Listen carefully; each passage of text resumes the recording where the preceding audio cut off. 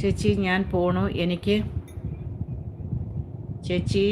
പോണു, എനിക്ക് നാളെ ഹോസ്പിറ്റലിൽ പോകണം. എന്ത് പറ്റി മക്കളെ? ഹോസ്പിറ്റലിൽ പോകാൻ അത് എവിടെയാണ്? സബീന അവിടെയാണോ, ഹോസ്പിറ്റലിലാണോ വർക്ക് ചെയ്യുന്നത്? അതോ എന്തെങ്കിലും സുഖമില്ലയോ? എന്താണ്? 3 ഷോർട്സ് കണ്ട് കൂട്ടാക്കി ചേച്ചി. Okay, thank you. ഞാൻ തിരിച്ചു വരാം കേട്ടോ, തിരിച്ചു വരാം. ചേച്ചിയുടെ പ്രാർത്ഥന എനിക്ക് വേണ്ടി ഉണ്ടാവണം സബീന. തീർച്ചയായിട്ടും മക്കളെ. സബീന എന്താ സുഖമില്ലയോ?